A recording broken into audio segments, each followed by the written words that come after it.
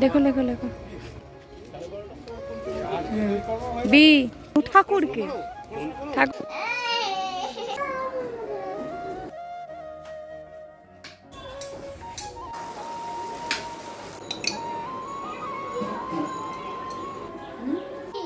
করে। আজ বড্ড তাড়াতাড়ি ঘুমটা ভেঙে গেছে জানো তো, ঘুম কিছুতেই আসছিল না। ঘুম ভেঙেছে কিন্তু আমার অনেক আগে। আমি শুয়ে বসেই টাইম কাটাচ্ছিলাম, তারপরে মনে হলো না এবার ক্যামেরাটা অন করি। দাঁড়ো তোমাদের দেখাই কটা বাজে। এখন বাজে 5টা। এই জল আসলো, আর আমি একটু কালকে রাতের দুধ ছিল সেটা একটু জাল দিয়ে নিচ্ছিলাম। দাঁড়াও একটু চাউমিন করব। সকালবেলা ব্রেকফাস্টটা মানি চাউমিন খাবে, আর সূর্যকেও টিফিনে চাউমিন দিয়ে দেবো। আমি চাউমিনটা ঠান্ডার জলে ভেজানোই পছন্দ করি। গরম জলে আমার ঠিক আইডিয়া হয় না সেটা বলবো না, মানে আবার গরম জল একটা, যেহেতু ইন্ডাকশান গ্যাস যেহেতু নেই, আবার গরম জল করো রে এই করো রে, বড্ড ঝামেলা। তো সকালবেলা যেহেতু ভোরবেলা উঠেছি 3টে নাগাদ, 3টে না 3:45 নাগাদ উঠেছি। কালকে অনেকটা তাড়াতাড়ি ঘুমিয়ে গেছি, আর সূর্য যেহেতু ডিউটি চলে যাবে, একটু ভাবলাম যে তাহলে মানিকে আর সূর্যকে একটু টিফিন বানিয়ে দেবো। তো চাউমিনটা করে তারপরে সূর্যকে ডাকবো। তো চলো আমি পূজা আজকে আর কি করছি না করছি সবটা তোমাদের সাথে শেয়ার করবো। ছিল আর চাউমিনটা আমি ঠান্ডা জলেই ভিজোতে দিই। তো ভিজুন, আমি ততক্ষণ কাটাকাটিগুলো করে নিই। চলো তাহলে। চাউমিনটা আমার রেডি হয়ে গেছে, আর ঝুড়ির মধ্যে দিয়েই কলটা আমি ছেড়ে দিয়েছি। এক্ষুনি কলটা বন্ধ করে দেবো, আর ততক্ষণে আমার সমস্ত কাটাকুটিও কমপ্লিট হয়ে গেছে। যেই ভেজিটেবলসগুলো দেবো সেগুলো পুরো রেডি। দাঁড়াও ইন্ডাকশানে সুইচটা অন করি, একটুখানি গরম হতেই তেলটা দিয়ে দেবো। এইদিকে আমার চাউমিনটাও রেডি হয়ে গেছে, আর সমস্ত কিছু কাটাকাটিও কমপ্লিট হয়ে গেছে। জানো তো, এক সময় পেঁয়াজ কাটার ভয়ে কখনো নিজে হাতে ডিম ভেজে খেতাম না, হাত কালো হয়ে যাবে বলে কখনো আলু কাটতাম না। সবজি কাটার ভয়ে দিদা যখন বলতো রান্নাঘরে ঢোকার কথা, তখন আশেপাশ থেকে আমি দূরে চলে যেতাম, রান্নাঘরে ঢুকতাম না। যদি হাত পুড়ে যায় আর পোড়া দাগটা যদি থেকেই যায়, কি বিশ্রী ব্যাপার হবে বলো তো। খাবার শেষে প্লেটটা নিচেই রেখেই উঠে যেতাম। আমাদের তো টেবিল ছিল না, তবুও মা কখনো অভিযোগ করতো না, বা দিদাও কখনো বলতো না।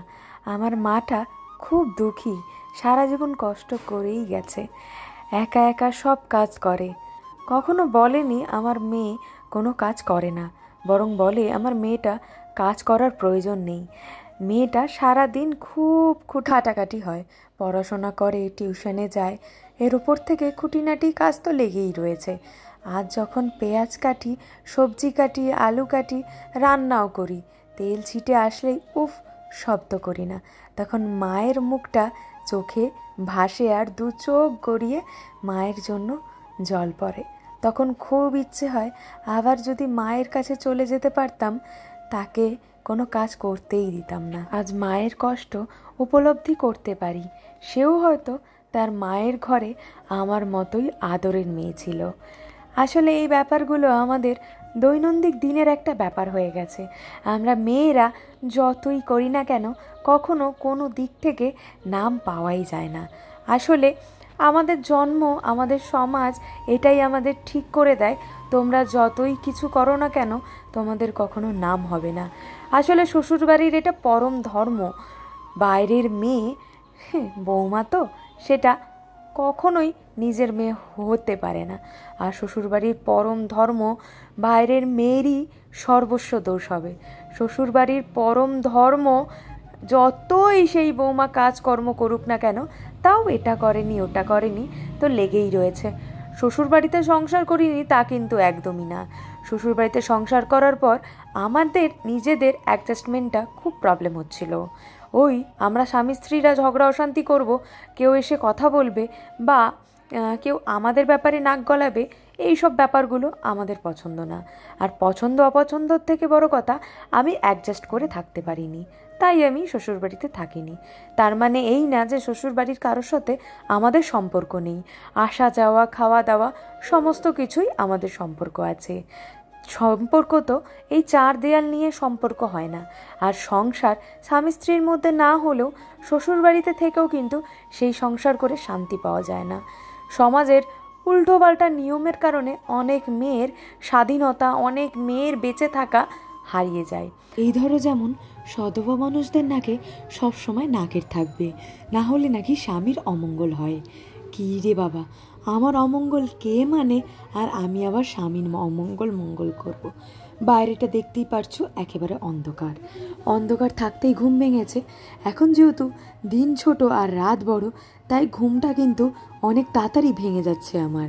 ঘুম ঠিকমতো কমপ্লিট না হওয়াতেই এত সমস্যা, এত রোগ ব্যাধি। আমার এই সমস্ত ভেজিটেবলসগুলো ভাজা প্রায় কমপ্লিট। এখন একটু চাউমিন মশলাটা খুঁজছিলাম, এই দিয়ে দিলাম। চাউমিন মশলা দিয়ে একটু নেড়ে চেড়ে ভালো করে একটুখানি কষাবো মানে কি, একটু নেড়ে নেড়ে ভালো করে ভেজিটেবলসগুলোতে মাখিয়ে নেব। আমি ভিনিগার আর সয়া সস দিইনি, তাই একটু বেশি করেই টমেটো সস দিয়ে নেব। একটু নেড়ে চেড়েই চাউমিনটা আমি একটু একটু করে ঢেলে ভালো করে এই চাউমিনটাকে এই ভেজিটেবলসগুলো দিয়ে মাখাতে হবে। চাউমিন করা খুব একটা টাফ না, যদিও যারা পারে না তারা একবার দুবার ট্রাই করলে চাউমিন বানানো খুব ইজি হয়ে যাবে। আমিও গরম জলে পারতাম না, তার জন্য ঠান্ডা জলে ট্রাই করতাম। একদিন না হলেও পরের দিন ঠিক হয়ে যাবে, আর একদিন ভালো হলে পরের দিন একটু খারাপ হয়ে যায়। রান্না না পারলে ওই হয় আর কি। 10 বছর বিয়ে হওয়ার পরেও খুব একটা রান্না ভালো পারি সেটা কিন্তু না, ওই হাতে গুনে কয়েকটা রেসিপি এই দারুণ করি। সূর্যর বলা কথা, খুব একটা না, তবে আমার রান্না খাওয়া যেতে পারে, একদমই তা না যে খেতে পারবে না। এই মানিকে সকালবেলা ঘুম থেকে উঠিয়ে হলুদ তেল মাখিয়ে চান টান করিয়ে একেবারে রেডি করিয়ে দিয়েছি। গলার হার চুড়ি সমস্ত কিছুই পড়েছিল, এখন সব খুলে দিয়েছে। আজ একটু খিচুড়ি রান্না করব, তাই চান টান তো আমার অনেক আগেই হয়ে গেছে। ভাবলাম আজকে একটু শাড়ি পরবো।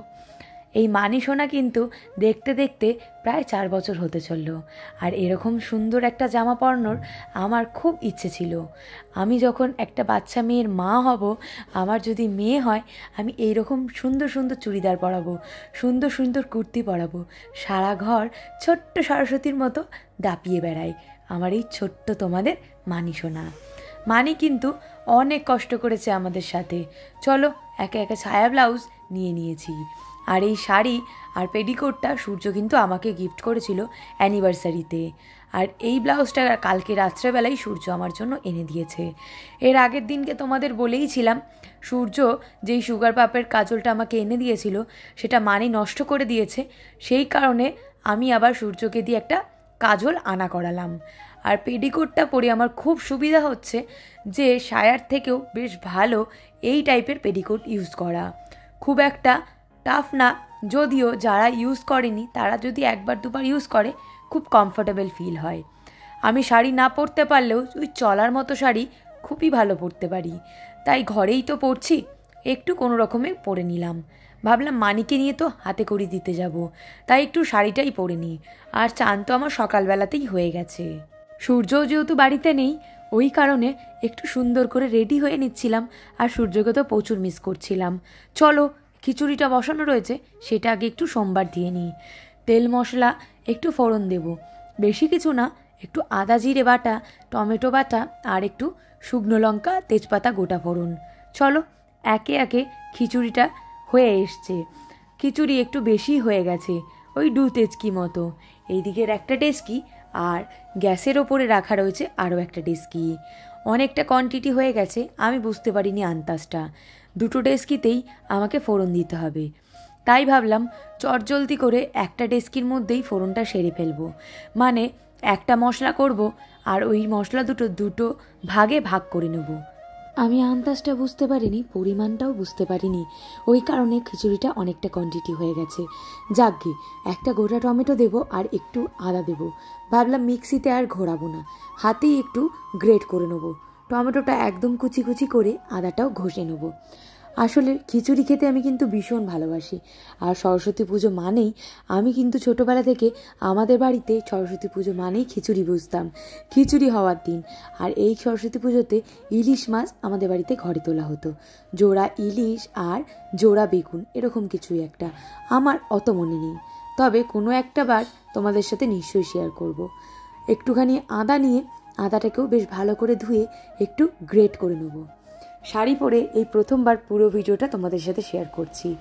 ইচ্ছে আছে সূর্যকে সাথে নিয়ে এমনভাবে সুন্দর করে শাড়ি পরে রেডি হয়ে রান্না করে সেই ভিডিও তোমাদের সাথে শেয়ার করার, অবশ্যই করতে পারবো।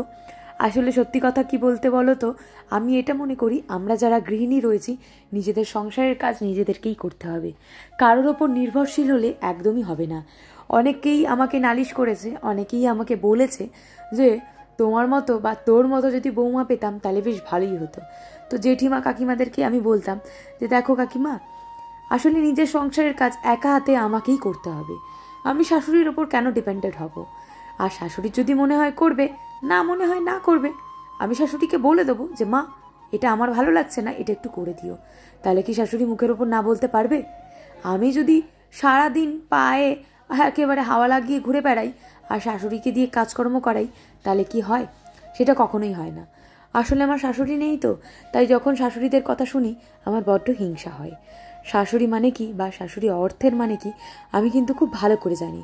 খুব একটা টাফ একটা মানুষ হয়, শাশুড়ি কখনো মা হতে পারে না, এরকম কিছুই আমাদের সমাজে শুনে এসছি। মশলা কষানো হয়ে গেছে, এখান থেকে আমি খানিকটা তুলে রেখেছি আর একটা পাত্রে ঢালবো বলে, মানে একটা খিচুড়ি এটার মধ্যে হবে আর আরেকটা খিচুড়ি ওই ডেস্কিতেই করে নেবো। এটাতে একটু তলা দিয়ে লেগে যায়, একটু অসুবিধা হয় ইন্ডাকশানে আমার রান্না করতে। ইন্ডাকশানের যেহেতু আমার কাছে বাসনপত্রের অভাব, তাই একটু প্রবলেম হয়। আর এদিকের এই কার্ডবোর্ডটা দিয়ে রেখেছি যাতে দেয়ালটা নষ্ট না হয়। চলো খিচুড়িটা একটুখানি ঢেলে নেবো এবার। আজকে মানির হাতে খড়ি দেবো, এটাই সকাল থেকে ভেবেছিলাম, কিন্তু কোথাও যেহেতু আজকে পুজো হচ্ছে না আমাদের বাড়ির পাশে, আর হতে হতে সেই বিকেলবেলা, তাই মানিকে খাইয়ে ঠাইয়ে সমস্ত কিছু করে রেডি করে রেখেছি। আমি বললাম আমাকে একটু ডাক দেবে, যখনই হাতে খড়ি দেওয়া হবে আমি তখন মানিকে নিয়ে চলে যাব। সন্ধে হয়ে গেছিল, এই 6টা বাজে, তখন হাতে খড়ি দেওয়াতে নিয়ে চলে এসেছি। না না, এটা কিন্তু মানি না, এটা কিন্তু একটা পুচকে, এই পাড়াতেই বাড়ি, আর এখানেই আমি মানিকে নিয়ে চলে এসেছিলাম হাতে খড়ি দিতে। ওর হওয়া হয়ে গেলেই, মানে হাতে খড়ি হয়ে গেলেই তারপরে মানিকে নিয়ে বসবে ঠাকুরমশাই।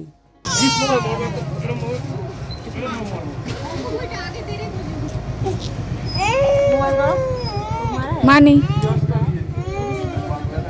মানি এখন এসছে হাতে খড়ি দিতে।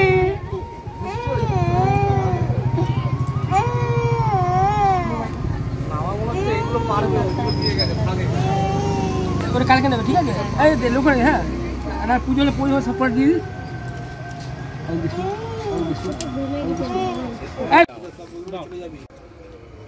মানে উনি যেটা বলবে হ্যাঁ হাত সেটা শুনবে, হ্যাঁ হ্যাঁ সব বলতে পারে। তুই মনে মনে বল, কি বলছে এই ওম বল, ওম লজ্জা পাস না, বল।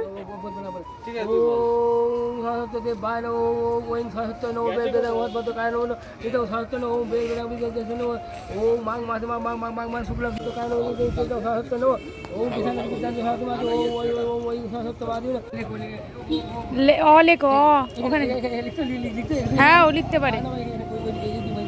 যাও যাও যাও, ওঠো ওঠো ওঠো ওঠো, লিখে নাও চটপট করে, বাংলা ইংলিশ এবিসিডি লেখো, তাড়াতাড়ি লিখে নাও, তাড়াতাড়ি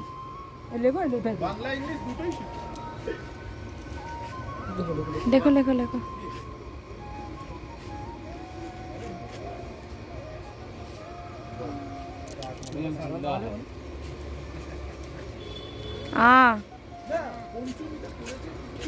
এবার নিচে এবিসিডি লেখো, এ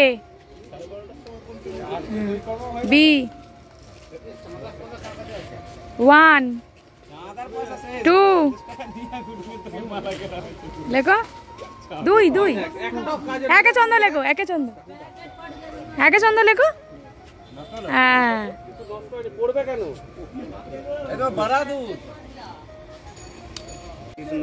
আমাকে কেন, ঠাকুরকে, ঠাকুরকে নমস্কার।